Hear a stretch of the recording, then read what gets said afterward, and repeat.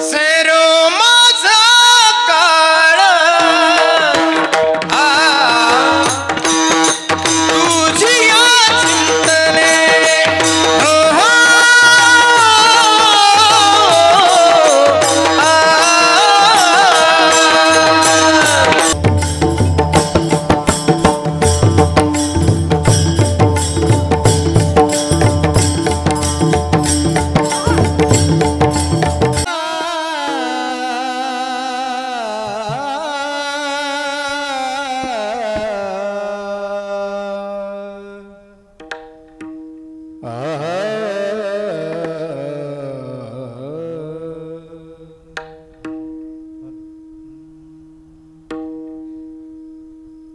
जय जय राम कृष्ण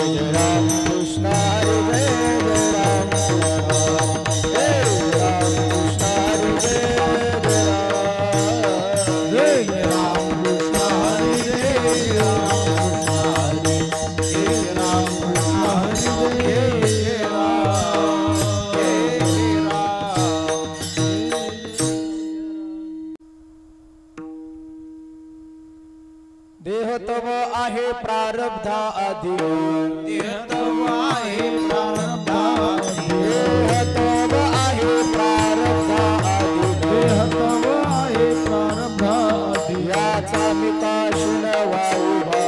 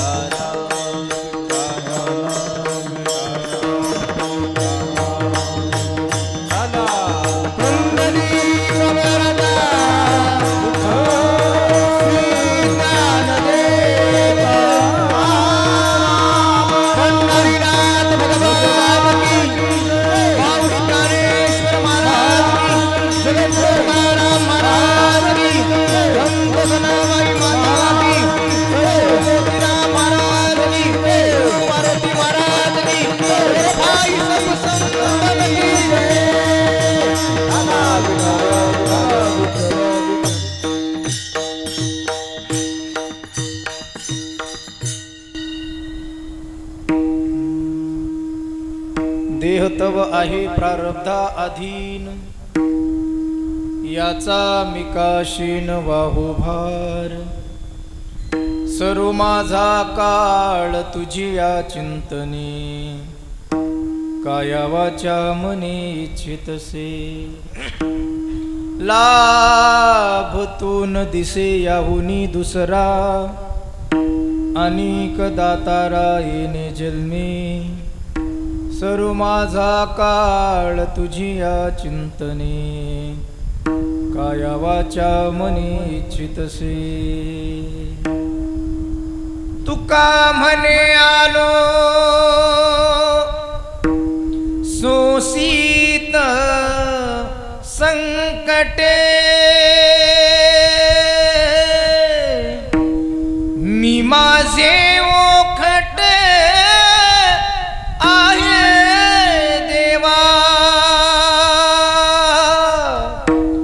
सर्व माझा काळ तुझी या चिंतने, काया वाचा मने इच्छितसे. लोकाभिराम रणरंगधीरं, राजीवनेत्रं रघुवंशनाथं. कारुण्यरूपं करुणाकरन्तं,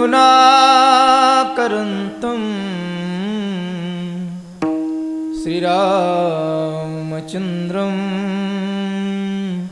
शरणं प्रपद्ये. मनोजवं मारुततुल्यवेगं,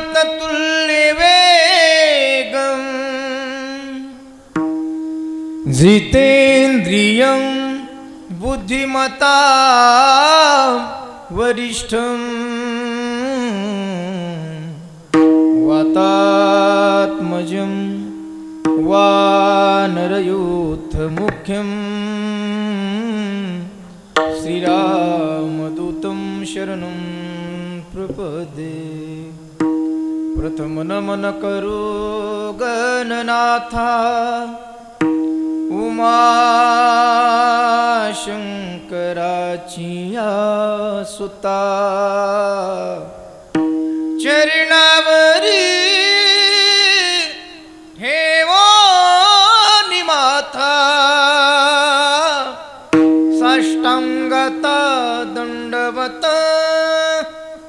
काय माझी वाणी मानेल संतांसी, रंजौ चित्तासी आपुलिया. माझी वाणी तुझे वर्णी गुण नाम, माझी वाणी तुझे वर्णी गुण नाम. ऐसे दे प्रेम काही कळा. पंढरीच्या देवराया दंडवत तुझे पाया. देह तव आहे प्रारब्धा अधीन, याचा मिकाशीन वाहू भार. सर्व माझा काळ तुझे या चिंतने, काया वाचा मने इच्छितसे. प्रस्तुत प्राप्त प्रसंगी प्राप्त स्थळी पहिलं जसं होतं तसं राहू द्या. कीर्तन रूपी सेवेसाठी घेतलेला अभंग याचे या भूतलावर तो मामा जडजीवांचा उद्धार करण्यासाठी आपला देह अखंड झिजणारे देहूचे सुप्रसिद्ध साधू वैराग्याचे महामेरू श्रीमंत श्री विश्व वंदे देव वंदे संत वंदे महाराष्ट्र भूषण पंचमवेद निर्माते अलंकापूर निवासी ज्ञानेश प्रिय तुकोबाराय यांचा गात्यातील 4 चरणाचा सर्वांच्या परिचयाचा बहुतेकांच्या पाठांतरातला आजच्या प्रसंगाला अनुसरू असणारा हा अभंग आहे। अभंगावर बोलण्यापूर्वी कशा निमित्ताने कीर्तन सेवा उपस्थित तुम्हा सर्व श्रोते सज्जन मायपणाची कल्पना असली तरी सांगणं माझं वक्त्याचं आद्य कर्तव्य ठरते या न्यायाने। तुम्हा आम्हा सर्वांची सुपरिचित पण सध्या आपल्यात हयात नसणारे वैकुंठवासी या गावचं भूषण वारकरी संप्रदायाचं रत्न गाता ज्ञानेश्वरी कंठस्थ असणारे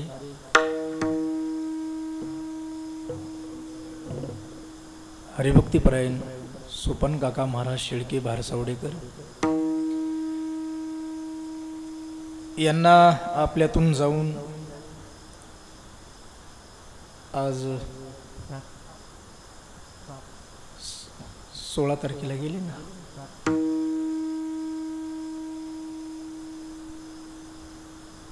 आणि म्हणून मी इथं आज त्यांच्या श्रद्धांजली निमित्ताने कीर्तन सेवा आहे। अभंग मुद्दाम हा निवडलाय आणि हा अभंग तंतोतंत काकावर बसतोय म्हणून अभंग निवडलाय।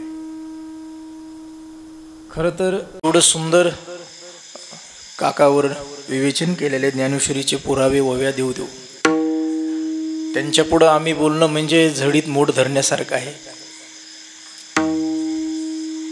पण येणं आणि जाणं हा संसाराचा नियम आहे। जिथपर्यंत ज्याचा प्रवास असतो तिथपर्यंत तुमच्या आमच्या सोबत त्यांची संगत असते। नवे नवे जिथपर्यंत तिकीट असतं तिथपर्यंत प्रवासाचा प्रवास असतो। तिकीट जिथं संपत असतं तिथं त्या प्रवासाला उतरावं लागतं। जिथपर्यंत तिकीट तिथपर्यंत प्रवास ठरलेला आहे।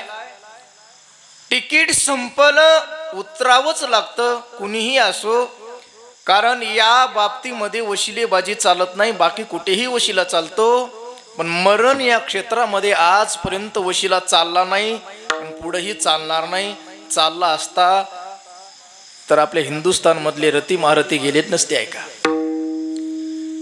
देवाचा राजा इंद्र ज्याचा मित्र होता, मिथिलेचा सम्राट जनक ज्याचा व्याही होता, जनक माता जगाची मालकीन जानकी ज्याची सून होती, आणि ब्रह्मांडाचा मालक रामचंद्र प्रभू ज्याचा पुत्र होता, त्या राजा दशरथालाही वशिल्यानं मरण चुकवता आलं नाही। लक्षात ठेवा, पण मरण या क्षेत्रामध्ये वशिलेबाजी चालत नाही। जो जन्माला आलाय त्याला एक दिवस जावं लागणार आहे। आएगा सो जाएगा हे राजा रंग फकीर, कितने सिंगा पर चढ़े कितने पहने जंजीर।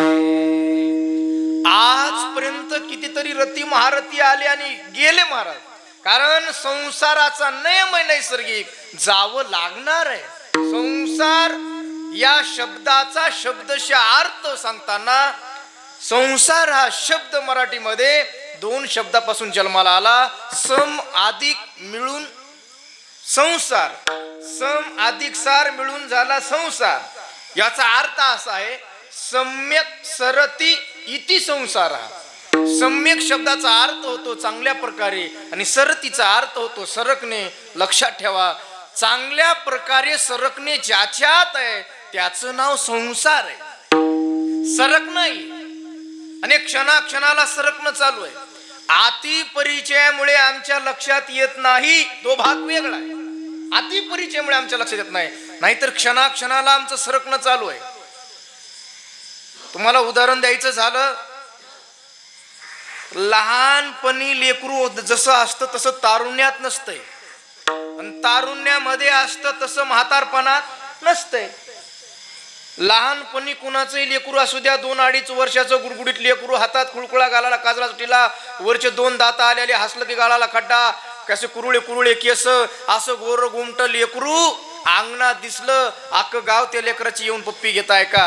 अख्खं गाव घेतं. खरं सांगा आता, तेच 2-2.5 वर्षाचं लेकरू जर 85चं झालं, कितीचं झालं होय? कितीचं?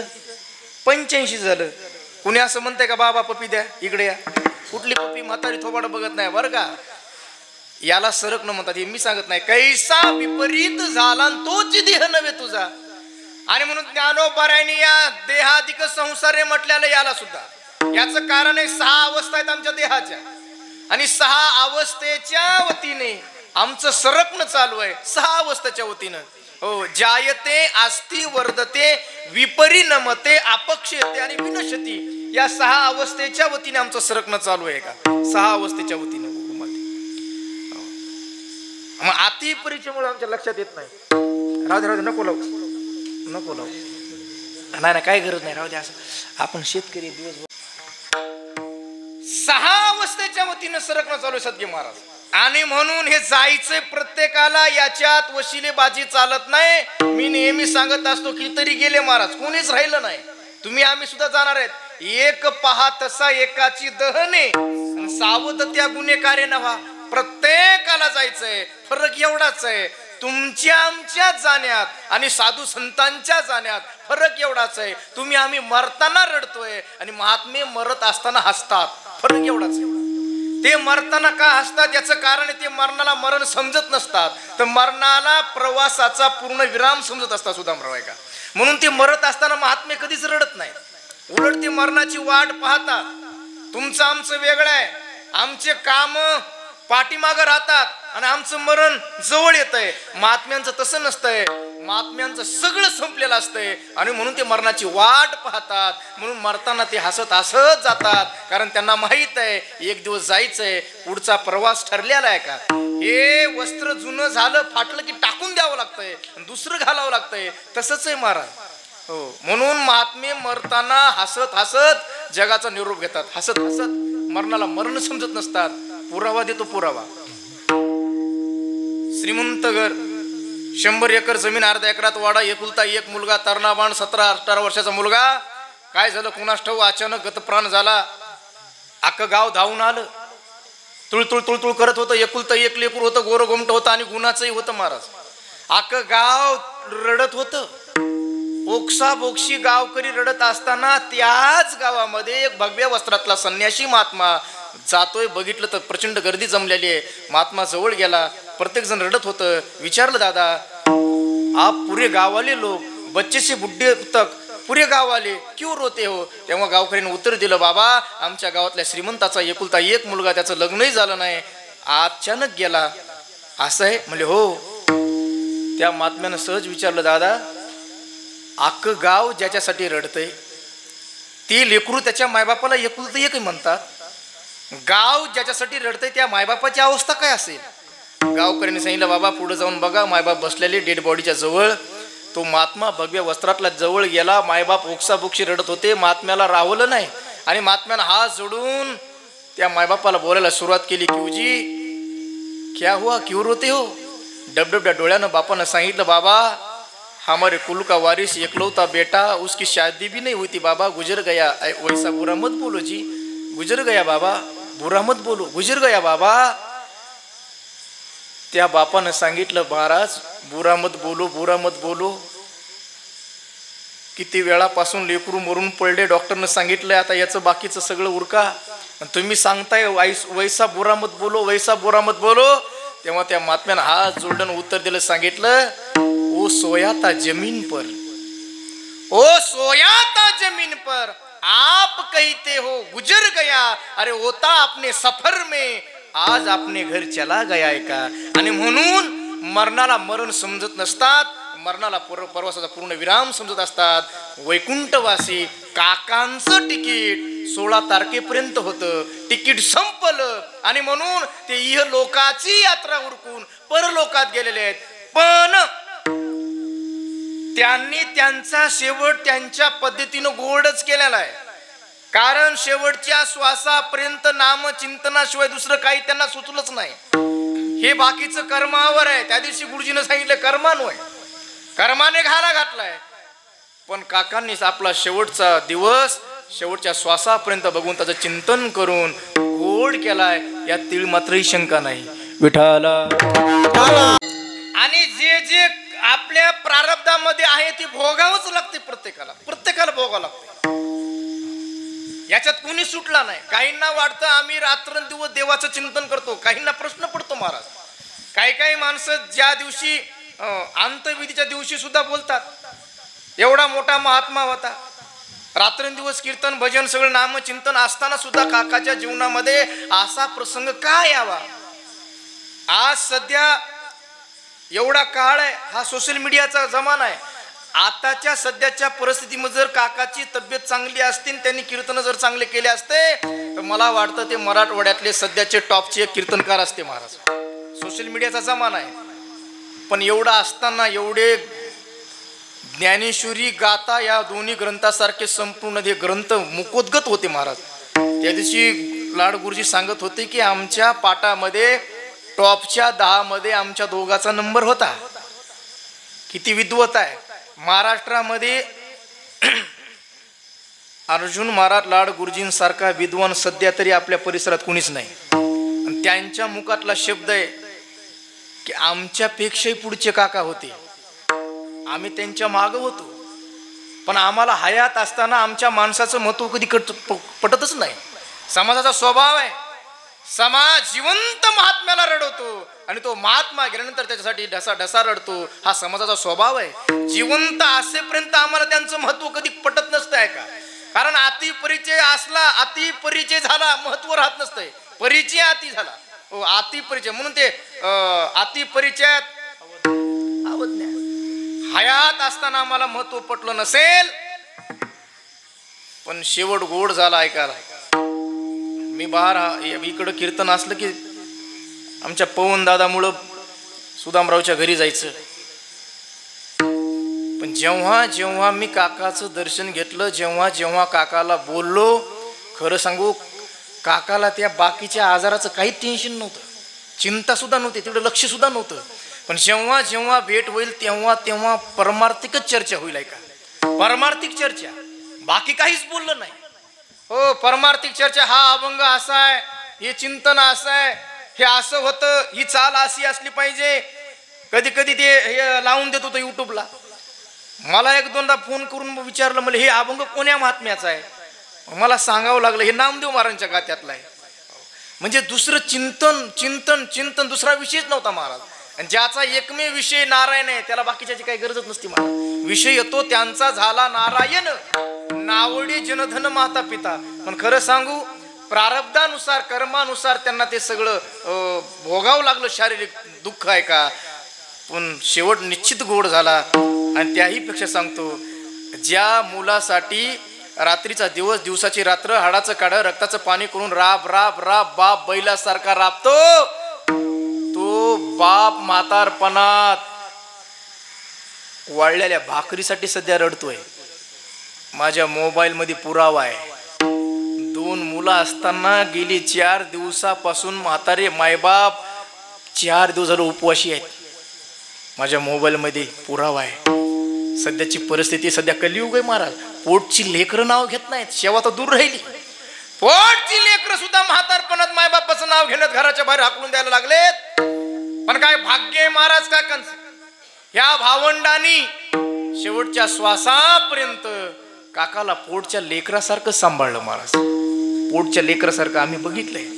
आणि म्हणून प्रापंचिक दृष्ट्या भावंडाचं हे सर्व प्रेम होतं काकावर, त्या प्रापंचिक दृष्टीनं काका श्रीमंत होते आहे का?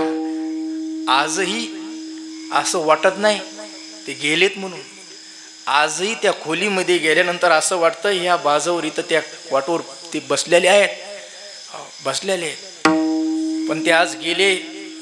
पण त्यांना आज जिथं असतील तिथून हे चित्र पाहून खरा आनंद होत असेल की माझ्या पारमार्थिक जीवनातलं फळ मी गेल्यानंतरही माझ्या भावंडांना, अरे मोठे मोठे महात्मे गेले रे दादांनो, मोठे मोठे महात्मे, त्या महात्म्यांच्या गोड जीवनाचंही कीर्तन झालं नाही, पण काकांना जाऊन 5-7 दिवस झाले, पण त्यांच्या निमित्ताने ज्ञानदानाचा केवढा कार्यक्रम या संपूर्ण भावंडाने घडवून आणला, म्हणून या परिवाराला धन्यवाद देतो. विठाला भाऊ भावाची भुजी असती, लक्षात ठेवा. जोपर्यंत भाऊ जिवंत असतो तोपर्यंत पाठिंबा भक्कम असतो महाराज. 1000 हातीचं बळ असतं, 1000 हातीचं बळ. म्हणून भाऊ भावाची भुजा असते, लक्षात ठेवा. कोणताही भाऊ भाऊ गेल्यानंतर हो आपल्या भाऊकडे पाहत असतो, का त्याला माहित असतं पाठिंबा होता रे दादा, पाठिंबा. आता तू गेला माझं कसं होईल. म्हणून भाऊ गेल्यानंतर भाऊकडे पाहत असतो, रडत असतो. लेकरू गेलं आई पोटाकडे हात लावते, पोटाला हात लावते. मालक गेल्यानंतर पत्नी कपाळाला हात लावते. ऐका, याचं कारण आहे भाऊ भावाची भुजा असते. म्हणून कबीर महाराज म्हणतात, पेट पकड़ कर माता रोए, बाह पकड़ कर भाई. पेट पकड़ कर माता रोए, बाह पकड़ कर भाई. लपट झपट कर तिरिया रोए, हमसा केला जाई. मन भूला भूला फिरे जगत में कैसा नाता है, कैसा नाता है जगत में, कैसा नाता है. मन भूला भूला फिरे जगत में कैसा नाता है. ज्या घरामध्ये मोठ्याचा आदर आहे, लक्षात ठेवा, वाटोळं बाहेरचे लोक करत नसतात. जोपर्यंत मोठ्याचा आदेश पालन होतो तोपर्यंत घर चांगलं असतं. पण घरातले सगळे शहाणे झाले ना, सगळे सल्ले द्यायला लागले ना, मग घराचं वाटोळ झाल्याशिवाय राहत नसते. विठाला कर्माचे 3 प्रकार आहेत, लक्षात ठेवा. आणि कर्म प्रत्येकाला आहे. कर्माचे 3 प्रकार आहेत, संचित, क्रियमान आणि प्रारब्ध. आणि प्रारब्ध प्रत्येकाला आहे, प्रत्येकाला प्रारब्ध आहे. हो, सजीवालाही प्रारब्ध आहे आणि निर्जीवालाही प्रारब्ध आहे. बाळू महाराज, आपल्याला वाटतं हे प्रत्येक गोष्टीला प्रारब्ध आहे, प्रारब्धाशिवाय दुसरं काहीच नाही. लोखंड ये लोखंड, पण याला सुद्धा प्रारब्ध आहे. हे फुलं आहेत, या फुलाला प्रारब्ध आहे. मातीच्या भांड्याला प्रारब्ध आहे. नवे नवे दगडाला सुद्धा प्रारब्ध आहे. दगडाला सुद्धा प्रारब्ध तुम्हाला पटवून देईल महाराज.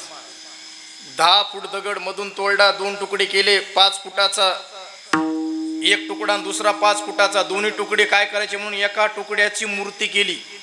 एका तुकड्याची सुंदर मूर्ती बनवली आणि दुसरा उरल्याला कुठं फेकून द्यायचा म्हणून तोच तुकडा पायरीला लावला. दगडी एकच आहे, 2 तुकडे केले, एकाची मूर्ती केली, दुसऱ्याची पायरी केली. झालं काय आता लक्षात ठेवा, प्रारब्ध बघा. ज्याची मूर्ती बनवली त्याच्यावर आम्ही डोकं ठेवतो आणि ज्याची पायरी तयार झाली त्याच्यावर आम्ही पाय ठेवतो. हे प्रारब्ध दगडाला आहे महाराज. पूजा एकावरी पाय ठेवी, पाषाण देव पाषाण पायरीन, पूजा एकावरी पाय ठेवी. म्हणजे दगडाला प्रारब्ध आहे, दगडाला. अरे मातीच्या भांड्याला प्रारब्ध आहे. आपल्या गावामध्ये कुंभाराचं घर आहे का नाही? नाही ना. म्हणजे आवा बघायचा तर काय समजत नाही मग नवीन पिढीला, पण सगळ्याला माहित आहे. एकाच कुंभार बाबाच्या आव्यामधून एकाच वेळी भाजलेले सर्व अनेक मडके असतात. पण अनेक मडक्यापैकी काहीचं प्रारब्ध उत्तम असते बंदास महाराज, काहीचं मध्यम असतंय, काहीचं कनिष्ठ असतंय. पटवून देतो तुम्हाला. आजही बऱ्याच खेडे गावामध्ये शिंक्यावर लोणी कशात असतंय? लोणी कशात असतंय? कोण म्हणलं फ्रीज मध्ये आहे? फ्रीज मध्ये कोण म्हणलं? आता फ्रीज मध्येच आहे. पूर्वी गाडग्यामध्ये. काही भांडे एवढे नशीबवान असतात की त्या भांड्यामध्ये 3-3, 4-4 पिढ्या लोणी ठेवण्यात येते महाराज. शिंक्यावरती भांड ठेवलेलं असतं आणि सायंकाळी मग वेळ जात नाही म्हणून त्या गावच्या म्हाताऱ्या वट्यावर गप्पा मारतात. त्या गावातल्या काही म्हाताऱ्या आलेल्या असतात, त्या घर मालकीनला गप्पा मारताना सहज विचारतात, नानी काय ग शिंक्यावर भांड दिसतंय मातीचं? म्हणजे हो. जुनं वाटायले? म्हणजे हो जुनंच आहे. कधीच आहे? मोदीचा मातीच्या भांड्याचं प्रारब्ध सांगतो महाराज. अरे ती 95 वर्षाची म्हातारी अंगणात बसलेली असती, लुगड्यावली, आणि तिला शेजारीन म्हणती म्हातारी, नानी सिंक्यावरचं भांड फार जुनं वाटायला लागलंय. कधीच आहे हो? ती 95 वर्षाची म्हातारी सांगते, बाई मला सांगता येणार नाही कधीच आहे तर, पण माझी आजी सासू सांगत होती, तिच्या आजी सासूच्या हातचं आहे. ही कितीची आहे? ही कितीची आहे? बोला की. हा, कितीची आहे? द्या फाशी मला आता काय म्हणल्यावर. ही म्हातारी कितीची आहे? 95ची आहे. आणि म्हणती काय, मला सांगता येत नाही पण माझी आजी सासू सांगत होती, तिची आजी सासूच्या हातचं आहे. हिचं किती आहे? 95. म्हणजे भांड किती वर्षाचं असली? असं नशीबवान भांड असतं काय काय महाराज. नशीबवान भांड आहे, उत्तम प्रारब्धवालं की त्या भांड्यामध्ये 4-4 पिढ्या लोणी ठेवण्यात येते. मध्यम प्रारब्धवालं सायंकाळी डाळ शिजण्यासाठी चुलीवर जात आहे. आणि कनिष्ठ प्रारब्धवालं म्हाताऱ्याला उठता येत नाही म्हणून बाजूच्या कोपऱ्यामध्ये ठेव. कुंभ अवघाये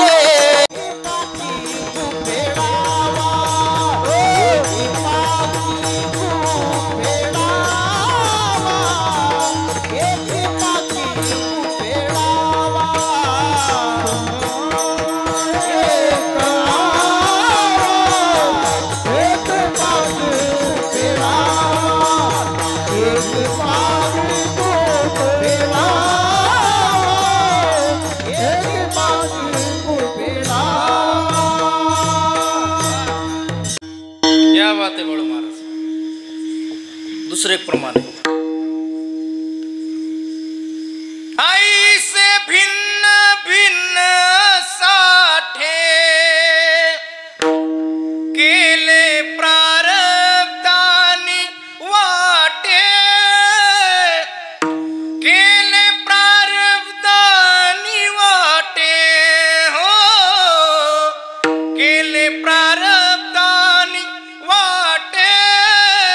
ऐसे भिन्न भिन्न साठे का एकाच कुंभार बाबाच्या आव्यामधून एकाच वेळी बाहेर पडलेली ही मातीचे भांडे, पण प्रारब्ध प्रत्येकाचं भिन्न भिन्न आहे. म्हणजे मातीच्या भांड्याला प्रारब्ध आहे का? दगडाला प्रारब्ध आहे. माझ्या समोरचं लोखंड, ह्या लोखंडाला प्रारब्ध आहे का? लक्षात ठेवा मी का सांगतोय आता. 10 इंच लोखंड, त्याचे 2 तुकडे केले सद्गुरू महाराज. किती झाले आता? 2 झाले. किती झाले आता? 5-5 इंच. 5-5 इंच मध्ये किती? एवढे असं आहे का? 5 इंच 2 तुकडे लोखंडाचे झाले. एकच लोखंड, त्याचे 2 तुकडे केले. एका तुकड्याचा चिमटा केला, दुसरा तुकडा जे होता त्याचा चमचा केला. आता काय झालं ऐका, प्रारब्ध बघा.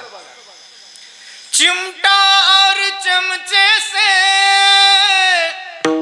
होत बड़ी तकदीर, चिमटा जलता अंगार में, चमचा खाता खीर. एकच लोखंड. प्रारब्ध बघा.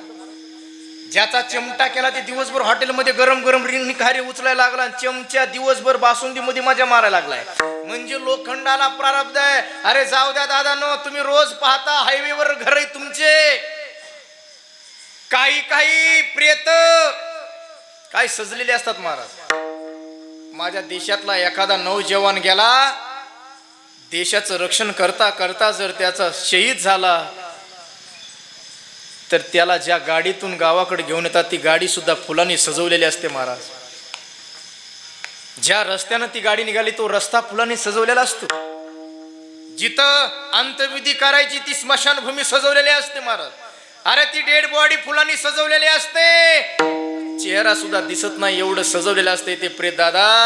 आणि काही काही प्रेत रोडच्या काटाला येड्या बाबळीमध्ये 2-2 दिवसापासून पडून असतात, कुत्र सुद्धा जवळ जात नाही. याला सुद्धा प्रारब्ध, याला सुद्धा प्रारब्ध आहे.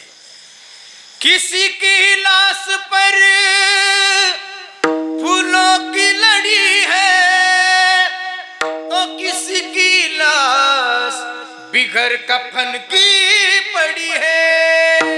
म्हणून प्रेताला पत्र्याला प्रारब्ध, दगडाला प्रारब्ध, मातीच्या भांड्याला प्रारब्ध, लोखंडाला प्रारब्ध, फुलाला प्रारब्ध. नवे नवे गोस्वामी तुलसीदासजी उत्तर देतात, अहो दादांनो, पहिली रचना प्रारब्धाची केलेली आहे, नंतर देहाची रचना आहे. पिरी लब्ध पहिले रचा, पाचे रचा शरीर. पिरी लब्ध पहले रचा,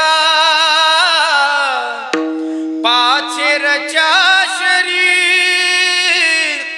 तुलसी चिंता क्यों करे रे, भज भज रे रघुवीर, भज भज रे रघुवीर.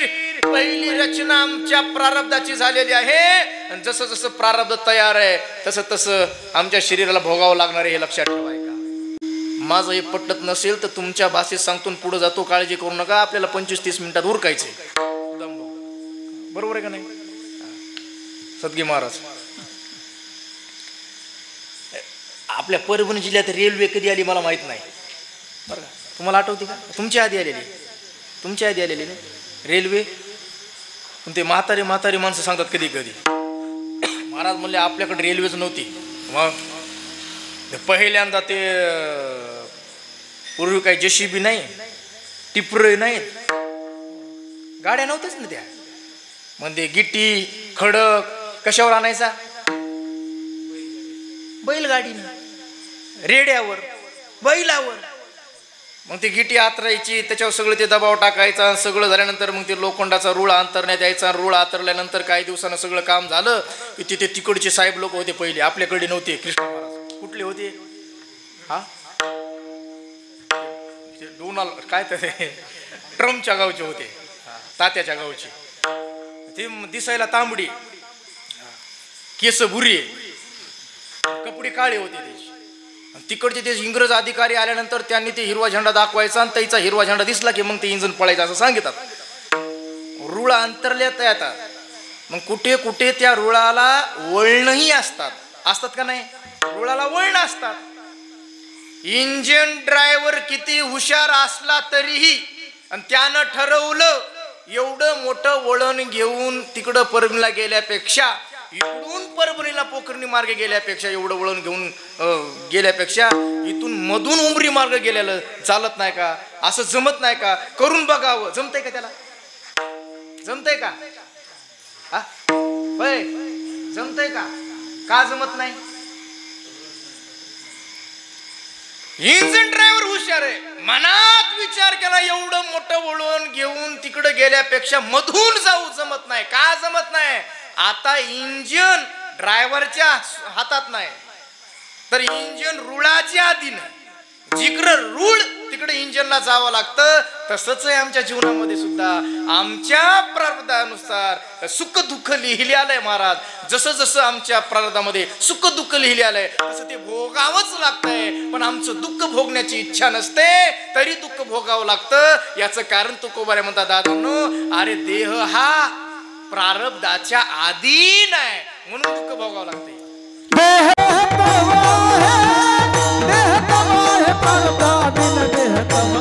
प्रारब्ध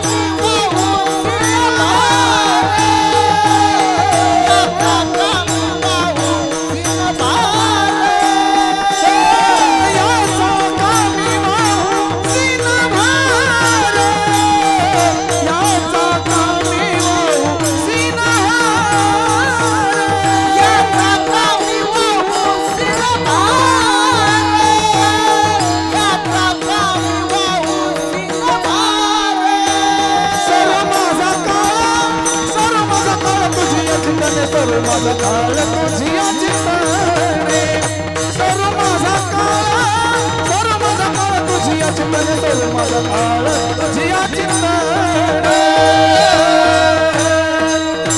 तुझिया चिंतने. जगद्गुरु तुकोबराने या समाजाकडे बघितलं. प्रत्येक जीव हा दुःखी दुःखी. तक्रार केली तक्रार. महाराज आमच्या जीवनामध्ये दुःख आहे, ती भोगण्याची इच्छा नसतानाही भोगावं लागतंय. तुकोबराने उत्तर दिलं, दादांनो त्याचं कारण आहे हा देह प्रारब्धाच्या अधीन आहे. जसं जसं प्रारब्ध तयार आहे तसं तसं आम्हाला भोगावं लागणार आहे. याच्यात कुणीच बदल करू शकत नाही. माझ्याकडे लक्ष द्या. आता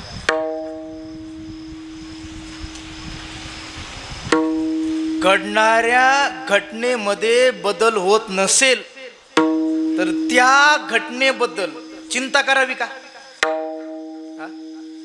पाऊसच पडू नये काय करणार तुम्ही? डोक्याला हात लावून उपयोग आहे का? नाही ना. घडणाऱ्या घटनेत जर कोणी बदल करू शकत नसेल तर त्याच्याविषयी चिंता करत बसायचं नाही. तुकोबरा म्हणजे चिंता करण्यापेक्षा चिंतन केलं. आपल्याला चिंता करायची गरज नाही. चिंता करायची गरज. कारण माझा विषय बघा काय चालू आहे. घडणाऱ्या घटनेत बदल होत नसेल तर चिंता करायची नाही. उलट चिंता न करता त्याचं चिंतन केलं. आम्हाला चिंता करायची गरज नाही. कारण आमची चिंता कोण करताय? तुझी चिंता त्याची सर्व आहे. तुझी चिंता त्याची तुझी चिंता त्याची सर्व आहे. तुझी चिंता त्याची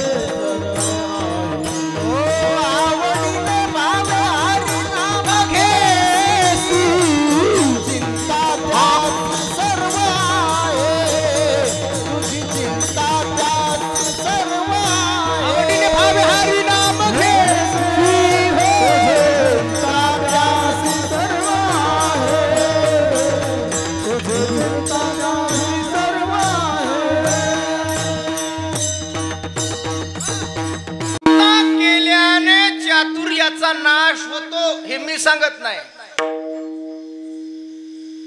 चिंता से चतुराई घटे,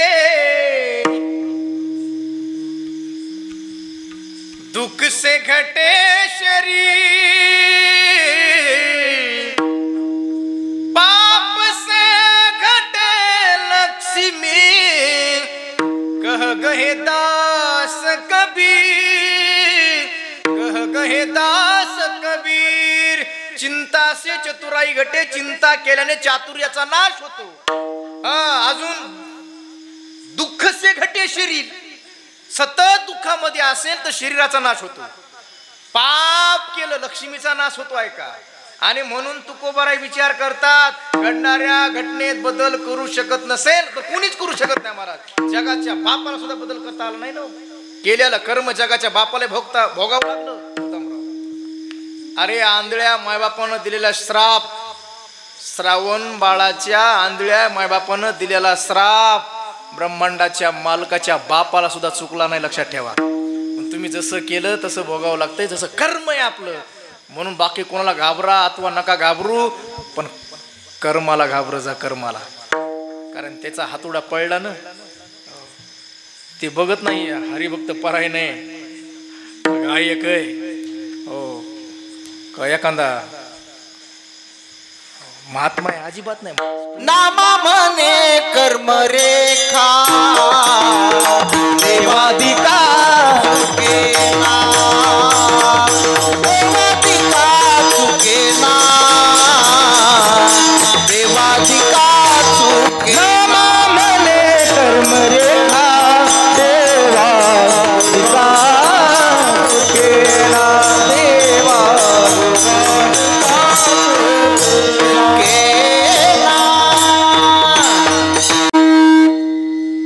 जंगल जंगल राम फिरे,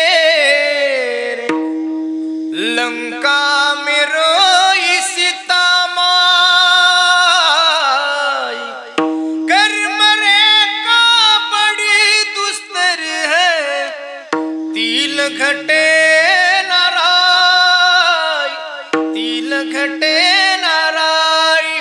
म्हणून तुम्ही कितीही हुशार असा पण कर्मापासून वाचू शकत नाही, लक्षात ठेवा. कितीही चतुर असू द्या. म्हणून तर एक कवी म्हणते महाराज, कोई लाख करे चतुराई, कोई लाख करे चतुराई, कर्म का लेख मिटे ना रे भाई, कर्म का लेख मिटे ना रे भाई.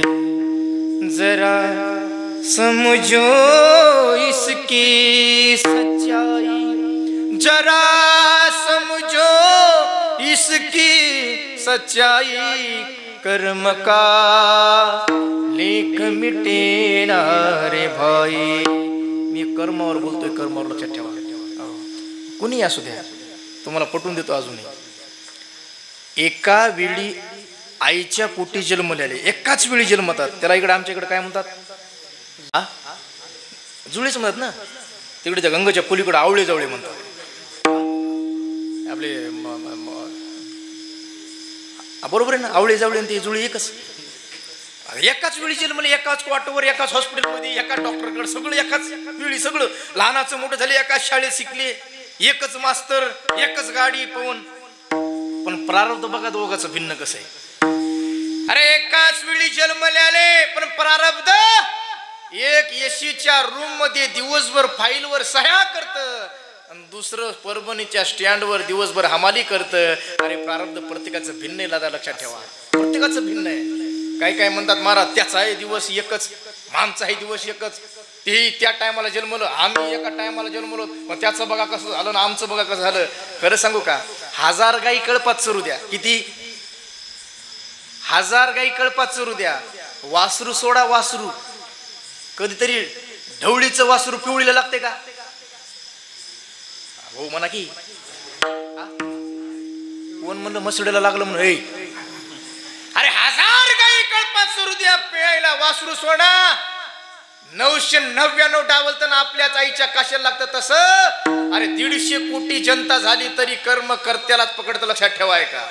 म्हणून कर्म आहे कर्म. अरे सामान्याची गोष्ट सोडा, जगप्रसिद्ध उदाहरण आहे, जगप्रसिद्ध उदाहरण कोणतं? एके गुरु से विद्या पढ़े थे, कृष्णा ते छोटे सुदामा पढ़े थे. एके गुरु से, एकाच गुरुकडे शिकलेले दोन्ही शिष्य एकाच गुरुकडे शिकले महाराज.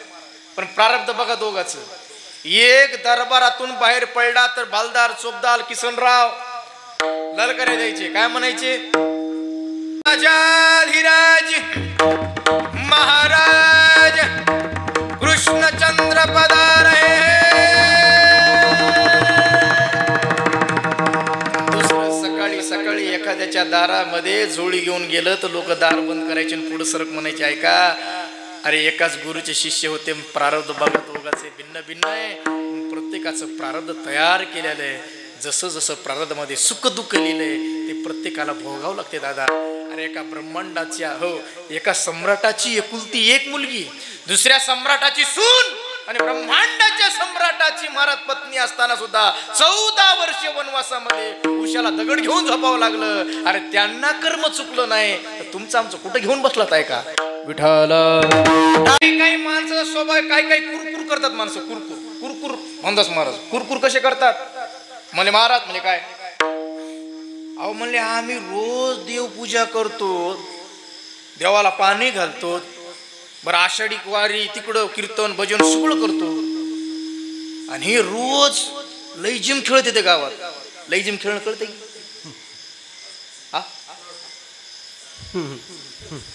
रोज लईजिम खेळतंय, एकही माळेगावचा तमाशा चुकवत नाही म्हणजे रोज 90 हाणून येते म्हणले. असं आहे का? हो. तरी त्याच्या जीवनामध्ये एवढे सुख सगळं सगळं. आणि आम्ही रोज देव देव देव देव करून सुद्धा आमच्या जीवनात संकट येतात. खरं सांगू का, देवदेव केल्यानं कर्मात बदल होतो हे काढून टाका डोक्यात. अरे देवदेव केल्यानं जर कर्मात आपल्याला बदल झाला असता दुःखामध्ये, तर रात्रंदिवस देव ज्यांच्या सोबत होता त्या पांडवालाच 12 वर्षाचा वनवास भोगावा लागला असता का? अरे त्यांना सुद्धा 12 वर्षाचा वनवास आणि 1 वर्षाचा अज्ञातवास भोगावा लागला का? कर्म कोणाला चुकत नाही दादा, नाही का? जगी जीवनाचे सार घ्यावे जाणून सत्वर, जगी जीवनाचे सार घ्यावे जाणून सत्वर, जैसे ज्याचे कर्म तैसे फळ देतो रे ईश्वर, जैसे ज्याचे कर्म तैसे फळ देतो रे ईश्वर. कृष्ण साह्य पांडवासी ते भोगिती नष्टचर्यसी, साह्य केलिया हरिहरसी, प्रारब्ध कोणासी टळेना ऐसी प्रारब्धाची ठेवण झाले भिक्षुक पांडव. ऐका, प्रारब्धामध्ये घडणाऱ्या गोष्टीत बदल होत नसेल तर तुकोबराय म्हणतात मी चिंता का करू, उलट चिंता केल्याने चातुर्याचा नाश होत असेल तर मी चिंता करणार नाही देवा, उलट उद्यापासून मी तुझं चिंतन करीन. आणि हे चिंतन करन मी वरवरून सांगत नाही. म्हणले आश्वासन माझं वरवरच आहे काय? वरवरचं आश्वासन आहे का? नाही. मग सेरो माझा काळ तुझी चिंतने,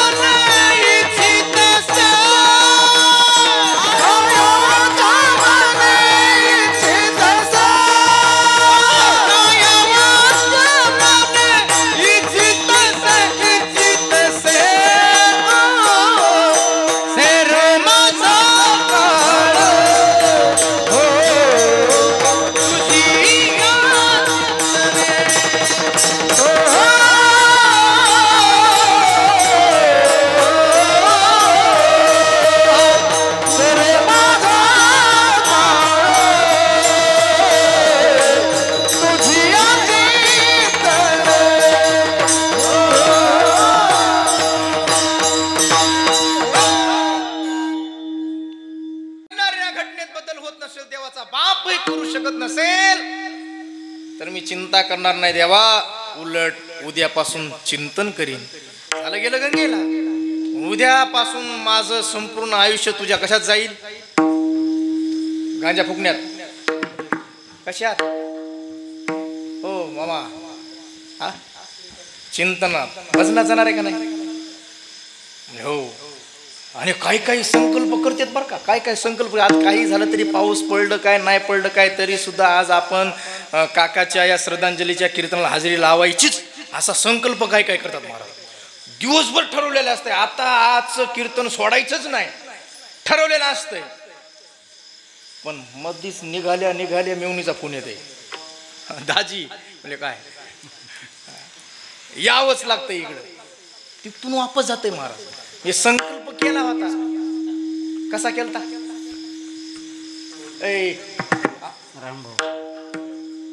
हे मराठीत मला तेवढं कळायला तुला काय आणलं असतं फेटामधून मीच बोबा टाकला असता. काही काहींचा संकल्प असतो तर हो वरवरचा असतो महाराज. पण तुकोबरायचा हा संकल्प वरवरचा नाही, काया वाच्या मनी इच्छित असे. कायेने वाचेने आणि मनानं केलेला संकल्प आहे. काया वाच्या मनी इच्छित असे आहे का? काही कायेनं असतात वाचन नसतात, काही वाचन असतात काही नसतात, काही वाचन कायेनं असतात मनानं नसतात, काही मनानं कीर्तनात. आताही बरेच जण कीर्तनात मनानं नाहीत महाराज, उगाच शरीर ठेवले म्हणून बसले. तर कायला वाटतंय उशीर झाला कीर्तन सुरू करायला, सदगे महाराज यायचे होते, सगळं रेडी होतं पण सदगे महाराज यायचे होते. आल्याबरोबर कीर्तन सुरू केलं, तसंच निघालो कपडे घालून. कुलूपही लावलं म्हणले बरं का अर्जुनराव. काय लावलं? कुलूपही लावलं म्हणले, पण कुलूप धोका देते कधी कधी, धोका देते म्हणले. लावलंय पण उडून बघितलं नाही. कुलूप लावलंय पण उडून बघितलं नाही. कीर्तनात बसतोय, झटके घरच्या कुलपाला मारते. समजायचं हे शरीरानं इथं आहे, काय नाही मनानं तिथं आहे. काही मनानं असतात पण शरीरानं काय ना काहीच माहित नाहीत. आता काही बसलेली तिथं मन माझ्याकडंच आहे, पण भजन करा म्हणलं तरी निस्तास त्या लक्ष्मी समोर ठेवलेल्या सामानासगळं टुकू बघतात, टाळी वाजत नाहीत, मुकानं म्हणत नाहीत. काया वाच्या मनीचे तसे काही मनानं नसतात. मुंबईहून आला मालक सकाळी पहाट गाडी लावली, ड्रायव्हरला झोपायला सांगितलं. 5 वाजले होते, यायलाच 5 वाजले होते. थोडं ड्रायव्हरनं असं मुंडकं टाकलं उशीवर की लगेच मालकाचा फोन आला. म्हणले अरे आपल्याला तातडीची मीटिंग आहे म्हणले, आज साहेब नागपूरला गेले तर आपल्याला तिथं बोलवले, लगेच निघावं लागते म्हणले. वाढदिवस आहे कुणाचा? साहेबाचा. ड्रायव्हर मनातल्या मनात म्हणून लागलं कोण्या जन्माचा बदला घेते कोणाला माहिती. रात्र गेली येण्यात. आता नेमकं चालू थोडं पडावं म्हटलं की लगेच बाई मनानं हो बरं नाही म्हणावं तर पोटाचा प्रश्न आहे. हो म्हणलं कशानं? हो कशानं म्हणलं? काय ना गाडीत जाऊन बसलं कशानं? काय ना हो वाचन हो म्हटलं साहेब, बरं काय हरकत नाही हो म्हणला साहेब, बरं तू चालू गाडी. वाचन हो म्हटलं, कायनं गाडी जाऊन बसलं, पण मनात म्हणून लागलं तुझा काय बसो मुर्दा बसो म्हणून. म्हणजे मनानं नाही पण तुकोबऱ्या म्हणले माझं तसं नाही, काया वाच्या मनीची तसे. पण तुकोबऱ्याला प्रश्न विचारला म्हणले महाराज तुम्ही तुमचा काळ चिंतनात जावं असा नेमका संकल्प करण्याचं कारण काय? तुकोबऱ्या म्हणले या जगामध्ये याच्यासारखा दुसरा लाभ नसतो. लाभ तो न दिसे याहुनी दुसरा, लाभ तो न दिसे याहुनी दुसरा, लाभ तो न दिसे याहुनी दुसरा,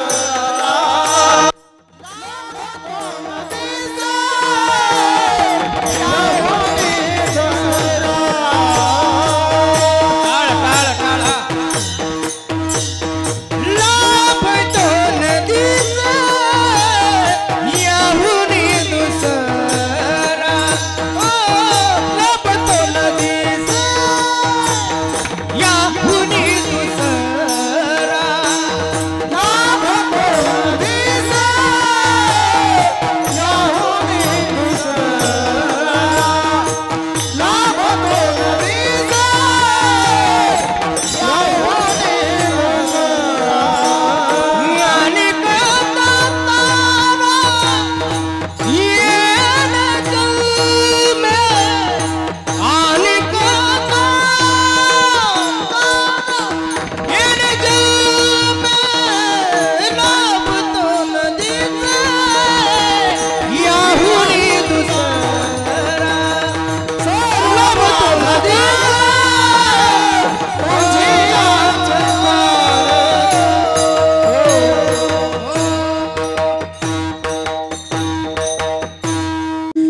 पडल्यामुळे आवाज चालले.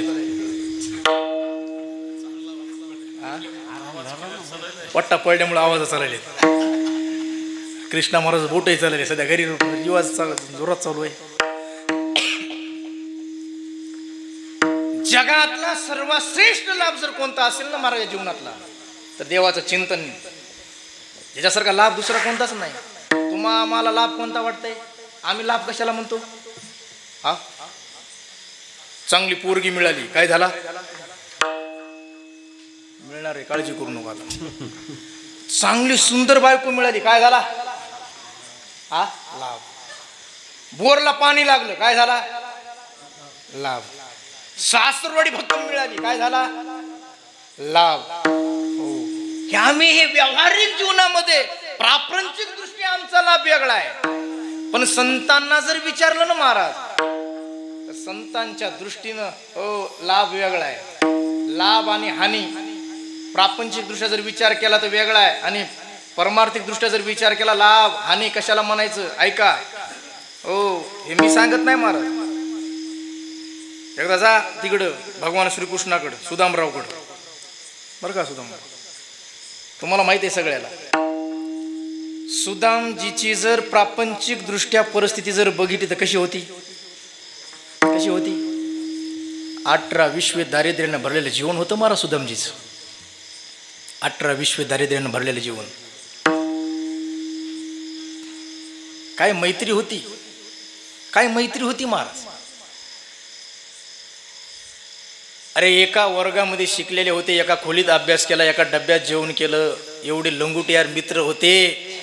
पण त्यातला एक मित्र द्वारिकेचा राजा झाला आणि एक झोपड्यामध्ये हो 4 दिवसापासून लेकरं उपवाशी झोपले होते, तरी मागायला जात नाही. काय स्वाभिमान असेल मैत्रीमध्ये महाराज, काय मैत्री असेल. आजकालची मैत्री जर बघितली तर स्वार्थी मैत्री आहे महाराज, स्वार्थी आहे. स्वार्थ आहे सगळीकडे. स्वार्थ बड़ा बलवान है. अरे इसी कारण कभी कभी मित्र शत्रु बन जाता है, नहीं तो शत्रु मित्र बन जाता है. फक्त स्वार्थामुळे लक्षात ठेवा, स्वार्थामुळे. पण ही मैत्री काय स्वच्छ अंतकरणाची लक्षात ठेवा. अशा मैत्रीमध्ये ते गाणं म्हणा वाटतंय सुदामजीसाठी आणि भगवान श्रीकृष्णासाठी. ते गाणं म्हणा वाटतंय कृष्णा महाराज. कोणतं? दुःख अडवायला उंबऱ्यासारखा, दुःख अडवायला उंबऱ्यासारखा, मित्र वनव्यामध्ये गारव्यासारखा, मित्र वनव्यामध्ये गारव्यासारखा. आत्महत्याच करणार नाही कुणी, आत्महत्याच करणार नाही कुणी. एक तू मित्र कर, एक तू मित्र कर आरशासारखा, मित्र वनव्यामध्ये गारव्यासारखा. ती मित्र मारले. अरे 4 मुठी तांदूळ खाल्ले पण बदल्यात गाव नगरी सोन्याची दिली, त्याला म्हणतात दुःख अडवा याला उंबऱ्यासारी. काय का गाठी गाठीचं धोतर नेसलेलं आहे, गळ्यामध्ये जानू आहे, तुटक्या दोरीनं फुटकं मडकं बांधलेलं आहे, आणि आपल्या बायकोला आनंदाची बातमी सांगता, सुशीले जी पति देव आपको पता है किस बात का, अभी अभी जो द्वारिके का राजा बना ना वो मेरा बाल सखा था. क्या बोलते हो पति देव? अगर बाल सखा नहीं, लंगुटिया यार था देवी, प्रारब्ध का खेल है. वो द्वारिके का राजा बना, मैं मेरे झोपड़ी में रहता हूँ. त्यावेळेला ती बाग को सहज म्हणली सुशीला, मालक अहो तुमचा मित्र राजा झालाय, राजा झालाय ना. हो अहो मग आपले लेकर 4 दिवसापासून उपवाशी झोपले तो घरामध्ये, जाणं तुमच्या मित्राकडे काहीतरी मागून आणा. तेव्हा सुदामजीनं सांगितलं, हे बघ सुशीले, माझ्या मित्राजवळ मी प्रतिकूल परिस्थितीमध्ये हात पसरणार नाही, कारण माझा धर्म आहे. आवरण को धन चाहिए बावरी, ब्राह्मण को धन केवळ भिक्षा. भिक्षा मागून पोट भरणं हा माझा धर्म आहे ब्राह्मणाचा.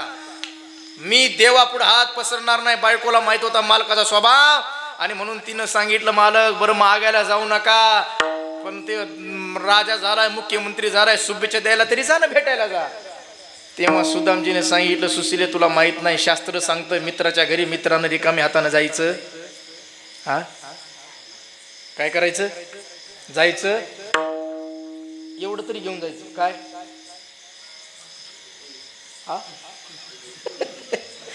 त्यांना कळालं नाही. आजही बरीच मित्र आहेत महाराज, निघाले मित्राकडे खिशात घेऊन जातात.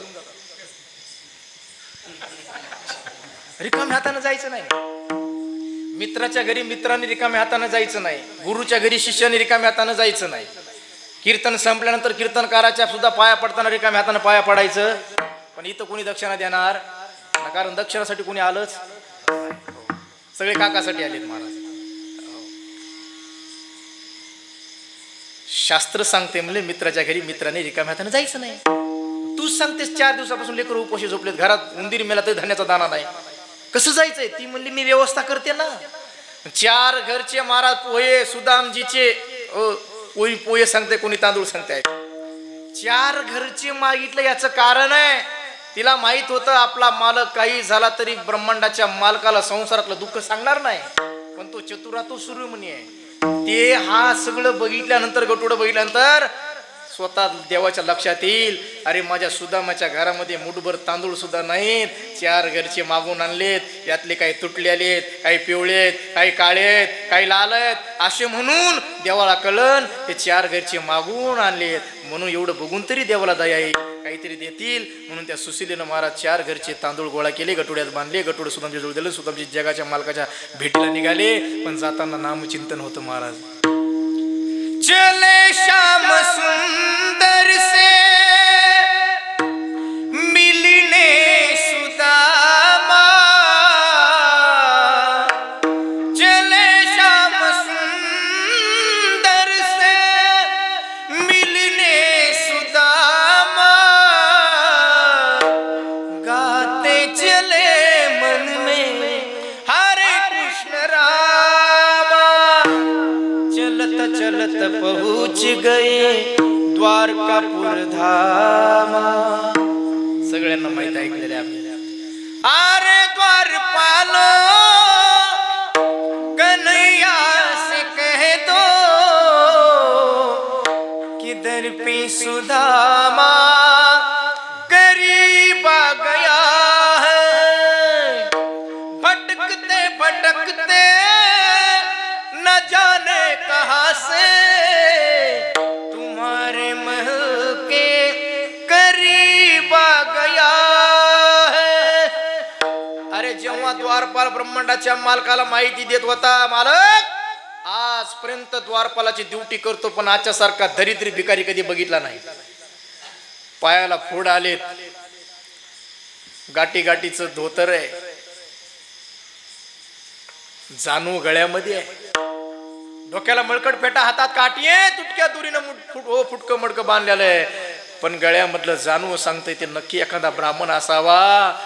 अहो हाडाचा सापळा आहे, पण चेहरा जर बघितला तर मदनाचा पुतळा वाटतो. काय तेज आहे. सगळं ऐकल्यानंतर भगवान श्रीकृष्ण म्हणतात, दादा आणि सगळी माहिती देतो, पण नाव काय विचारलं नाही. विचारलं ना महाराज, काय नाव सांगितलं त्यानं फक्त एवढं सांगितलं, माझ्या देवाला जाऊन सांगा तुझा बाल सखा सुदामा आलाय. अरे सुदामा शब्द ऐकल्या बरोबर ब्रह्मांडाचा मालक ताडकन उठला, हो ताडकन उठला, आणि अनवानी पायानं आपल्या मित्राला कडकडून मिठी मारायला गेला. कडकडून मिठी मारली. समाज बघत होता, सगळे चेष्टा करत होते, असा दरिद्री आणि देवाला मित्र म्हणतोय. पण तेव्हा कडकडून मिठी मारली, सुदामाच्या डोळ्याला धारा लागल्या. महाराज धारा ही भक्तीची पराकाष्ठा केली होती माझ्या देवानं. ऐका, सीना में सीना मिला करके रोया, पुकारा के रुक्मिन गरीब आ गया. अरे ब्रह्मांडाचा मालक सुदामजीचे पाय धुतो, कडकडून मिठी मारतो, आणि आल्या आल्या विचारतो, जरा डोळ्यासमोर चित्र आणा. विचारण्यासारखं काही नव्हतं, पण विचारतो. काय ऐका, लक्षपूर्वक ऐका. झालं आता, डोळ्यासमोर चित्र आणा. एकाच्या पायामध्ये जोडा आहे तर दुसऱ्याच्या पायाला फोड आहेत.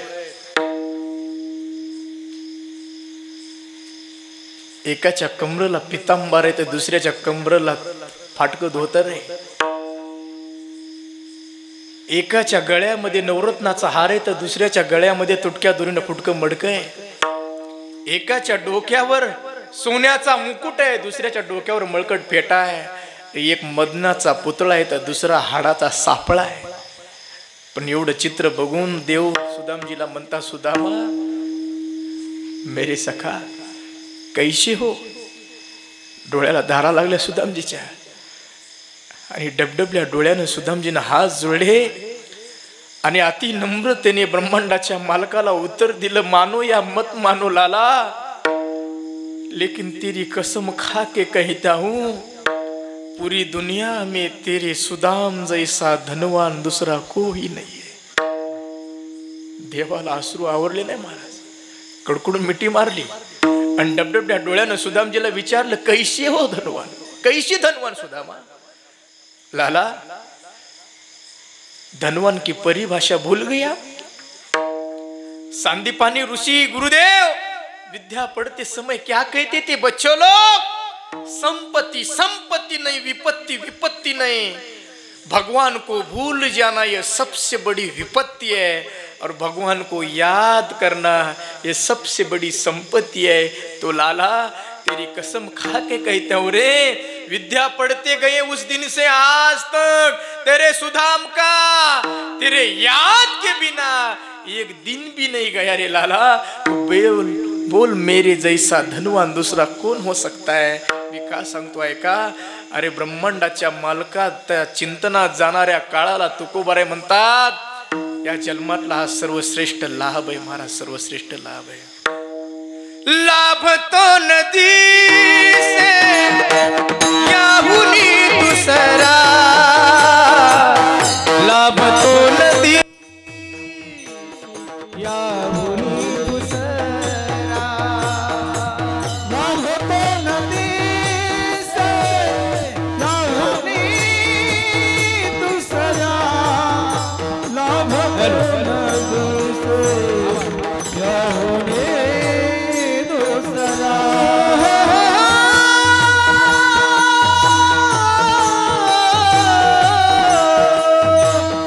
लाभ तो नदी से याहुनी दूसरा, लाभ तो नदी याहुनी दूसरा,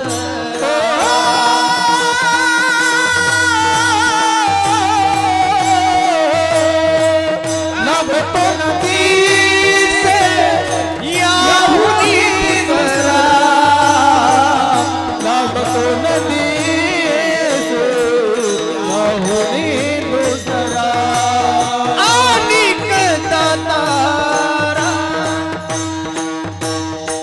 येने जन्मे, अनेक दातारा येणे जन्मे, अनेक दातारा येने जन्मे, अनेक दातारा येने जन्मे. सर्व माझा काळ तुझी चिंतने, सर्व माझा काळ तुझी चिंतने, सर्व माझा काळ तुझी चिंतने, सर्व सर्व माझा काळ तुझी चिंतने.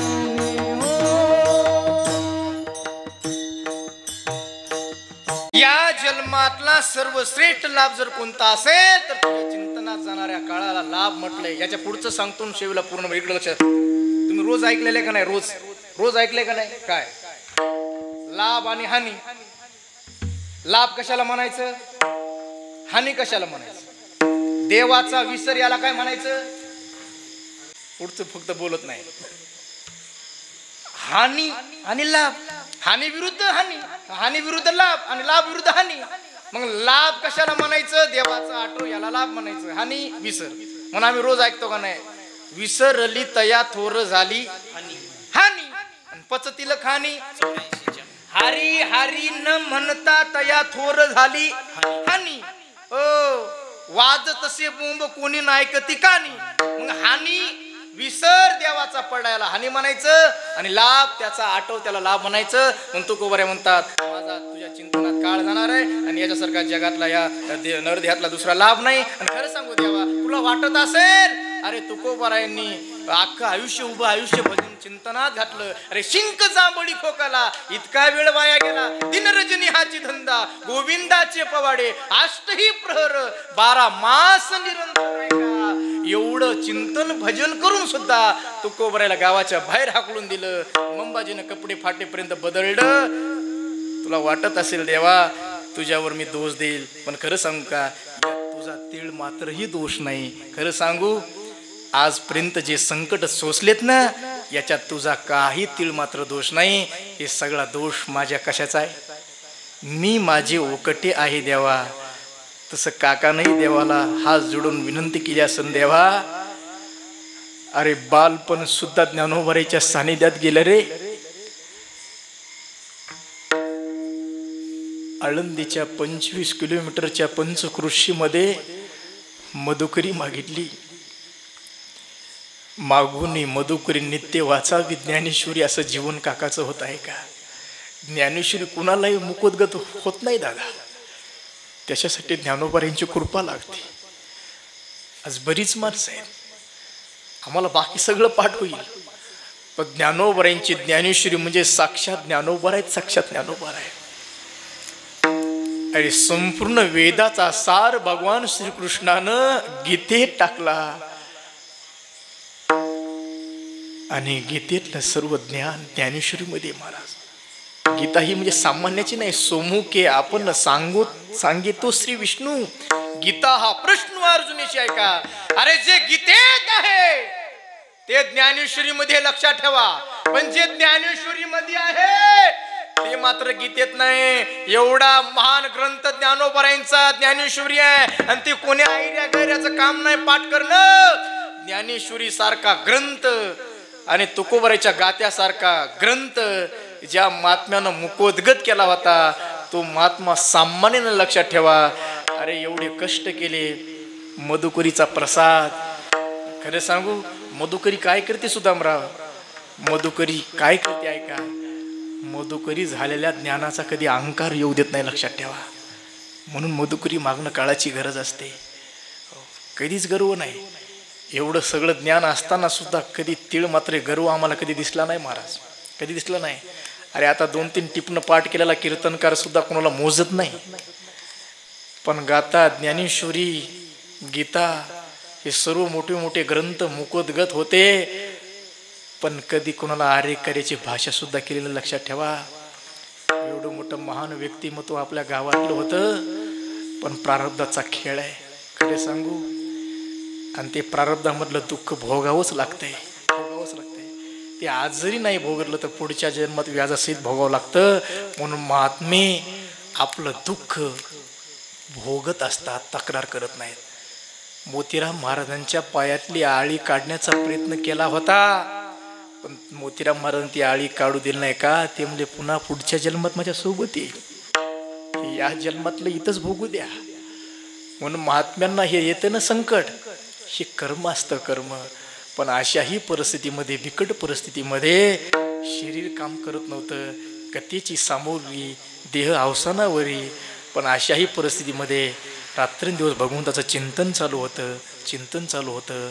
मला असं वाटतं शरीरानं काका सुदामराव तुमच्या घरी होते, पण मनानं महाराष्ट्र भ्रमण करत होते. ऐका, मनानं ज्ञानोबाईंच्या समाधीजवळ होते, मनानं तुकोबाराईच्या जवळ होते, मनानं पंढरपूरला होते, मनानं त्यांच्या सद्गुरूच्या जवळ होते. ऐका, म्हणून त्यांचं चिंतन रात्रंदिवस चालू होतं. अरे अशाही परिस्थितीमध्ये कळाल्याबरोबर एवढे मोठे महात्मे येऊन गेले, एवढे मोठे महात्मे, ज्या महात्म्यांना गावामध्ये 2 तास आणायचं म्हटलं तरी 50-50 हजार खर्च करावे लागतात, ते महात्मे काका गेल्याचं कळाल्याबरोबर रात्र रात्र प्रवास करून सकाळी सकाळी इथं हजर झाले. हयात असताना आम्हाला महत्त्व कळत नसतं, गेल्यानंतर महत्त्व कळतं. आणि महात्मे गेल्यानंतर कळतात. शूर वळकावा रणी आणि साधू ओळखावा मरणी का म्हटलंय. आषाढीचा हा सोहळा सगळा होऊ दिला, सगळा होऊ दिला. 5-7 दिवसच झाले होते ना वा सोहळा येऊन, 5-7 दिवसच झाले होते. एवढा मोठा सोहळा होऊ दिला का? माझ्या वारकऱ्यांना मी गेल्यानंतर पांडुरंगाची यात्रा सोडून यायची गरज पडू नये म्हणून संपूर्ण सोहळा काकानं उरकू दिला आणि वारकरी परत आल्यानंतर आपला शेवट गोड केला आहे का? म्हणजे जाताना सुद्धा कोणाला त्रास दिला नाही. पण मला याच्याही पेक्षा पुढचं सांगा वाटतं. अरे पांडव 5 होते, खरं तर ते पांडव 5 नव्हते, ते पण 6च होते. पण जगाला एक गेल्यानंतर कळाला होता. तसं ही 5 भावंड नसून 6 भावंड आहेत. पण त्यातला मोठा भाऊ जसा धर्म होता तसं धर्माचं कार्य केलं ते आमच्या काकाने ऐका. आणि बाकीची सर्व भावंड आहेत, अर्जुन, भीम, नकुल, सहदेवासारखे, त्यांचा शेवटच्या श्वासापर्यंत कधी शब्द डावलला नाही. एक प्रमाण म्हणतो, जसं ज्ञानोबराय म्हणतात ब्रह्मांडाच्या मालकाला, निवृत्तीनाथ म्हणतात, देवा अमर्यादा कधी नाही केली, येणे गुरु शिष्य पण सिद्धी नेले. तसं त्या दिवशी भमदासराव सहज म्हणले, लाड गुरुजीजवळ म्हणले, गुरुजी खरं सांगू, आम्हाला ते भाऊ कधी वाटलेच नाही. आम्ही त्यांना भावाच्या दृष्टीनं कधी बघितलंच नाही. आम्ही शेवटच्या श्वासापर्यंत त्यांना एका महात्म्यासारखं समजलं. ते आम्हाला महात्म्य वाटत होते, ते साधू वाटत होते.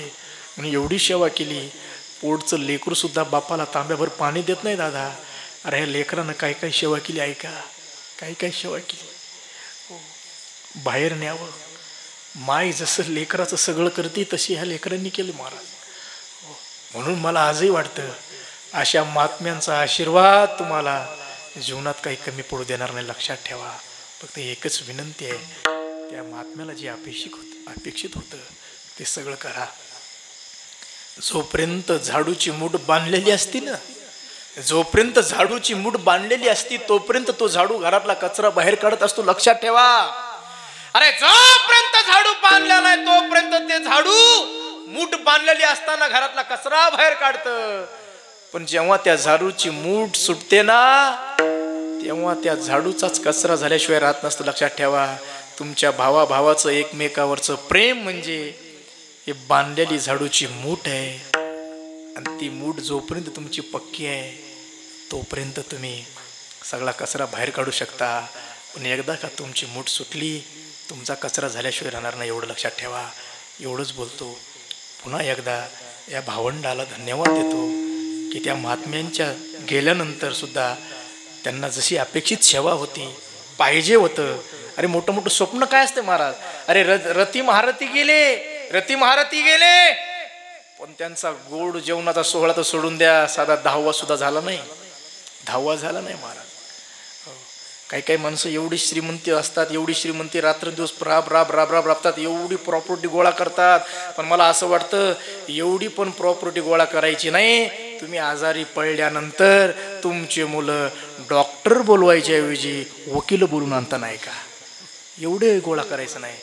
पण एवढी सुंदर त्यांच्या नंतर ही सेवा चालूच आहे. त्या दिवशीच सांगितलं पंढरपूरसारख्या तीर्थक्षेत्रावर 10वा होणार आहे. उर्वरित सेवाही तुम्ही चांगली कराल. शेवटी प्रत्येकाला जायचं आहे, एक दिवस प्रत्येकाला जायचं आहे. पण त्यांच्या आठवणी तुम्हाला क्षणाक्षणाला आल्याशिवाय राहत नसतील.